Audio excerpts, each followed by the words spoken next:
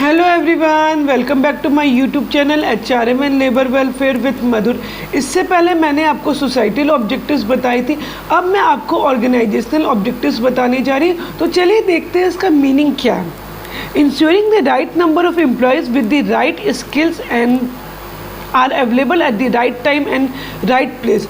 यानी जो number of employees है वो सही होनी चाहिए, ना ज़्यादा होना चाहिए ना कम होनी चाहिए, और जो स्किल्स हमें रिक्वायर्ड है, जैसे हमें semi skilled, high skilled, unskilled, जिसकी जितनी नंबर ऑफ क्वांटिटीज़ एम्प्लॉयज़ की चाहिए वो होनी चाहिए, और सही समय पर और सही प्लेस पर। यानी जिस भी हमारे ऑर्गेनाइजेशन के जिस डिपार्टमेंट में हमें जितने नंबर ऑफ एम्प्लॉयज़ चाहिए, जिस स्किल्स के साथ चाहिए, वो हमें वहाँ अवेलेबल होना चाहिए।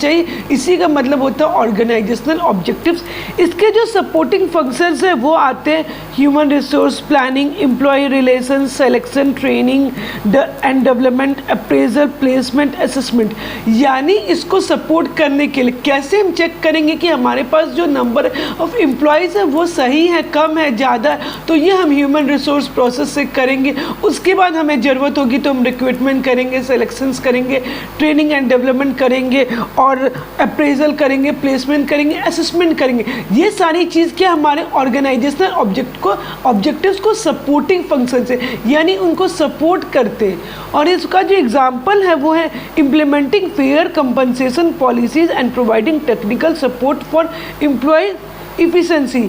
यानी जो हम सही से जो पे स्केल है, हमारा जो पे स्केल है, यहाँ फेयर कंपनसेशन का मतलब होता है पे स्केल, यानी जो सैलरी, जो वेजेस हम दे रहे हैं उनको उनके कैटेगरी और उनके कैलिबर के हिसाब से दे रहे हैं। जैसे अनस्किल को कम होगा, सेमी स्किल को उससे ज़्यादा होगा, हाईली स्किल से उससे ज़्यादा होगा, और जो बेसिकली कुछ टेक्निकल नॉलेज रखते हो वो उससे भी सीनियर लेवल पर है, वो उनका अलग होगा।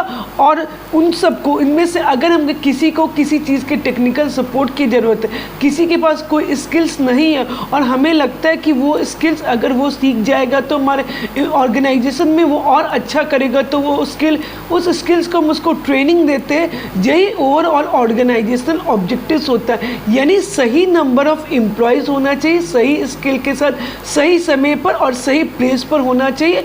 और इनको सपोर्ट हमारे कौन कौन से सिस्टम करते हैं, ह्यूमन रिसोर्स प्लानिंग करते हैं, सेलेक्शंस करते हैं, रिक्रूटमेंट करते हैं, ट्रेनिंग एंड डेवलपमेंट करते हैं, अप्रेजल्स करते हैं, कैरियर डेवलपमेंट प्रोग्राम्स करते हैं। आई होप आपको एक मेरा छोटा सा टॉपिक समझ में आया होगा ऑर्गेनाइजेशनल ऑब्जेक्टिव्स का।